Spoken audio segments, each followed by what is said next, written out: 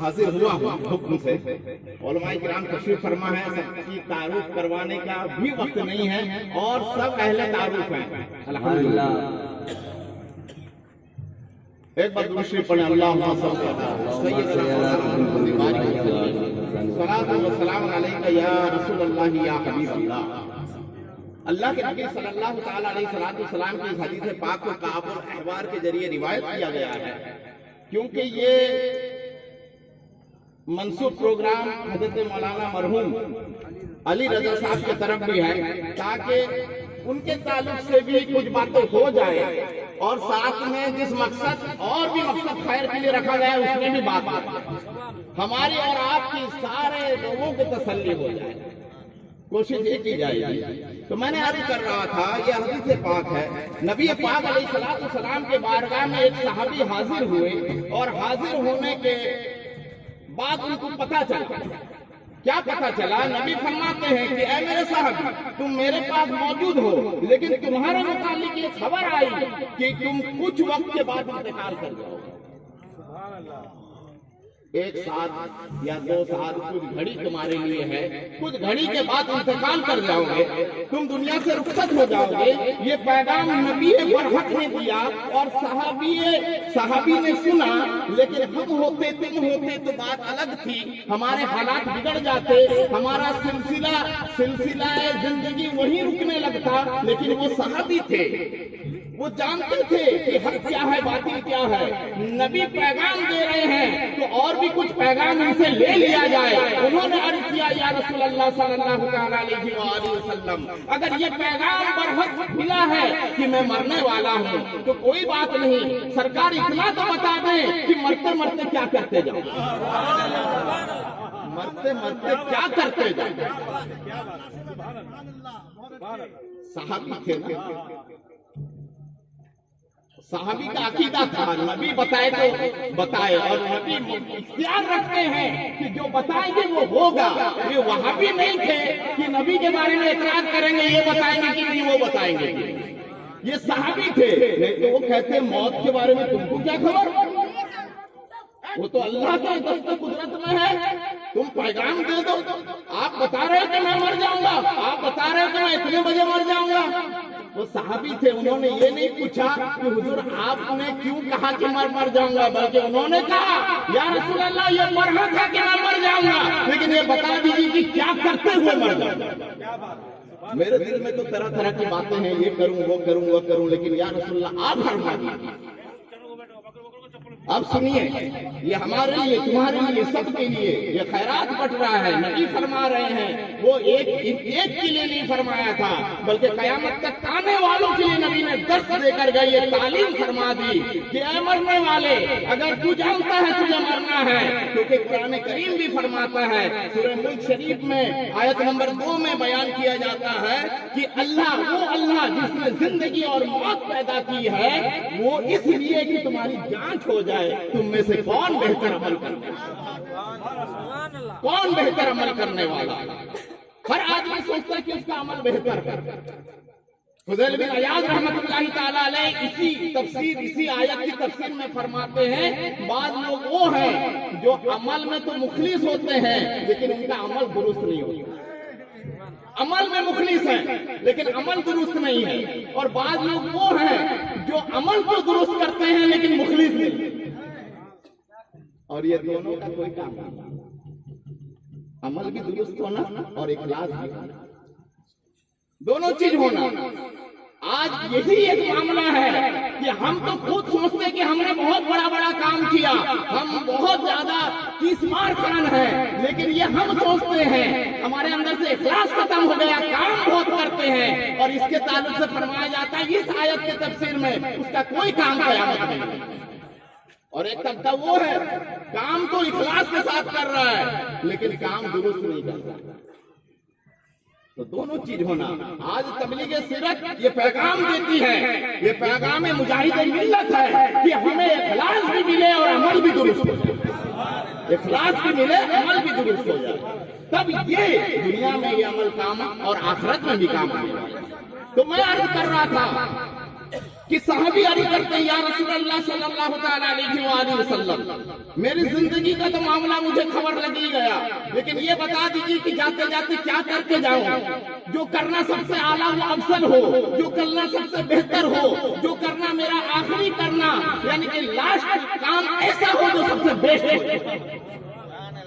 نبی پاک علیہ السلام حکم فرماتے ہیں، بخاری شریف میں روایت ہے، نبی پاک علیہ السلام فرماتے ہیں کہ اے میرے صحابی، جو مختصر سا وقت تیرے زندگی میں بچا ہوا ہے، اس وقت کو تو علم دین سیکھنے میں لگا دے، علم دین سیکھنے میں لگا دے، علم دین سیکھنے میں لگا لے۔ اور راوی لکھتے ہیں اگر علم دین سے بڑھ کر کوئی عمل زیادہ معتبر، بہتر اور افضل اس وقت ہوتا تو نبی ضرور اس کو بتاتے، اور نبی نے علم دین کے بارے میں بتا کر یہ ثابت کر دیا کہ انسان کے لیے علم دین سیکھنا کتنا زیادہ ضروری ہے۔ اسی حدیث پاک کو اور سمجھانے کے لیے ایک حدیث پاک بیان کرتا ہوں۔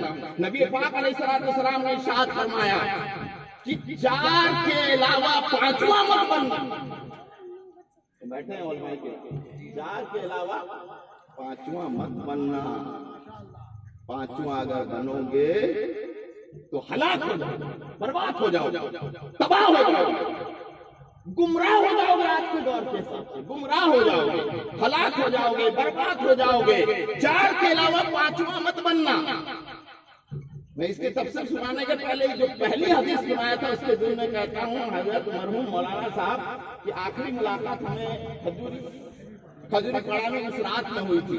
اس رات میں علامہ صاحب سے کوئی ایک مسئلہ سیکھ رہے تھے، اور ایک مسئلے کا پوچھنے کے لیے وہ یہاں سے وہاں پہنچے تھے تاکہ علامہ صاحب کو وہ مسئلہ پوچھ لوں، اور انہوں نے اس مسئلے کو پوچھا اور مسئلے کو سمجھا، اور صبح ہوا ہی نہیں ہے، ہاں بیت ہوئے، مسئلہ پوچھا، سمجھا، اور وہ علم دین کے سیکھنے میں رات گزارے، اور صبح ہوا ہی نہیں ہم نے خبر سنی کہ مولانا مرحوم اللہ کو پیارے ہوئے۔ اس حدیث پاک میں آخری عمل تھا علم دین سیکھنا، اور مولانا نے ہمارے نظر میں نہیں، کئی علماء کے نظر میں، بلکہ یہاں کے اڑیسہ کے معتبر علماء کے نظر میں انہوں نے آخری لمحات، قاری صاحب تشریف فرما تھے، میں فقیر حاضر تھا، یہ مولانا شہاب الدین برکاتی موجود تھے، علامہ صاحب کو ملا جو بیٹھے ہوئے وہ موجود تھے، ایسے ایسے جید علماء کرام کے درمیان میں انہوں نے علم دین کے تعلق سے حدیث پاک اور مسئلہ فکر سیکھا، سمجھا، اور وہاں سمجھ کر گئے اور اللہ کو کیا۔ کتنا اچھا عمل تھا، یہی عمل ثابت ہو رہا ہے، صحابی کو ہی تو تلقین کی گئی اور وہی ہمارے علماء کر رہے ہیں۔ ارے جس کو علم کا جو پیاسا ہوتا ہے پوری زندگی اسی میں گزارتا ہے، اس کو تو آخری دن میں وہی یاد پڑے گا نا، جو جیسا کرتا ہے مرنے وقت اس کو وہی یاد پڑتا ہے۔ دوسری حدیث پاک کیا ہے؟ نبی فرماتے ہیں کہ 4 بننا، 5واں مت بننا، اگر 5واں بن جاؤ گے کیا ہوگا؟ ہم برباد ہو جاؤ گے، ہلاک ہو جاؤ گے، تباہ ہو جاؤ گے۔ فرماتے 4 بننا، تو کیا 4 بنیں گے؟ اس میں بنیاد ہے ہمارے آج کے جلسے، 4 بننا، 5واں مت بننا۔ نمبر 1 بننا ہے تو عالم دین بن جاؤ، بننا ہے، اگر بننا ہی چاہتے ہو تو عالم دین بن جاؤ۔ پھر رخصت دی گئی، آپ کہو گے نا ممکن نہیں، مجھ سے کوئی بات نہیں، نبی نے رخصت دی، ہم نے نہیں۔ نبی نے کہا ٹھیک ہے عالم دین نہیں بن سکتا، تیرا وقت گزر گیا، مصروف عمل ہو گیا، دنیا کے طرف مائل ہو گیا، ٹھیک ہے کوئی بات نہیں، تجھے رخصت دی جاتی ہے۔ رخصت اتنا ہے کہ عالم دین اگر نہ بن سکا تو ٹھیک ہے، کم سے کم علم دین حاصل کرنے والا یعنی طالب علم بن جائے، اپنی زندگی کو علم حاصل کرنے میں لگا لے۔ تو نہیں بن سکتا، کہے گا کہ اس کے لیے بھی بہت مشکل جا رہا ہے، کٹھن ہے۔ طالب علم بننے کے لیے تو اتنا ٹینشن ہے، اتنے مدرسے کھولے جاتے ہیں، یہ بھی کٹھن ہے، یہ بھی مشکل ہے۔ میرے سرکار نے پھر رخصتی عطا فرما دی، ٹھیک ہے عالم نہیں بن پایا، نہیں بن پا رہا ہے، طالب علم والا زندگی گزار نہیں پا رہا ہے، کوئی بات نہیں، ایک کام کر علماء کی صحبت اختیار کر لے۔ یہ جو ابھی بیٹھے ہیں، یہ جو بیٹھے ہیں، اسی کے بارے میں گویا ہے کہ یہ علماء ہیں، ان کی صحبت میں اس جلسے سے کیوں پیچھے جاتے ہو؟ تبلیغ سیرت کے اجتماع سے کیوں پیچھے جاتے ہو؟ ہم تو حدیث پاک پہ عمل کرانے کے لیے آپ کو بلاتے ہیں، اور ہماری نعرے بازی کرنے کے لیے آپ کو نہیں بلاتے، بلکہ نبی کے حدیث میں عمل کر کے آپ مبارک بن جاؤ، اس لیے بلاتے ہیں۔ آپ ابھی جو کام کر رہے ہو نا، یہ نبی کے وہ تیسرے، ایک تو علماء جو بنے ہیں وہ بنے ہیں، ایک تو جو تعلیم علم کا یہ ہوگا وہ ہوں گے، لیکن تیسرا طبقہ وہ ہے کم سے کم علماء کی صحبت اختیار کرے، جمعے میں صحبت اختیار کرے، جلسوں میں صحبت اختیار کرے، تنہائی میں کرے، اجتماعی میں کرے، جیسا موقع ملے وہ علماء کی صحبت اختیار کرے۔ چوتھا، چار ہی نا، 5 نہیں بننا، 4 آخری ہے، بہت بھیانک ہے، 4 کا بڑا ٹینشن۔ یہ سب ہو جانے کے بعد بھی چوتھا پیدا نہیں ہوتا، کیونکہ چوتھا دل سے تعلق ہے۔ عالم بننا ظاہری، طالب علم بننا ظاہری، اور ساتھ میں علماء کی صحبت اختیار کرنا یہ بھی ظاہری، لیکن چوتھا عمل ہے کہ علماء سے محبت کر لینا۔ نبی فرماتے کہ چوتھا ہے عالم بن جا، طالب علم بن جا، علماء کی صحبت میں اختیار کر لے، یا کم سے کم تو علماء سے محبت کرنے والا بن جا۔ اور یہ محبت دل کی محبت اس کو نہیں کہتے جہاں اختلاف پیدا ہو، محبت اس کو نہیں کہتے جہاں چگلی۔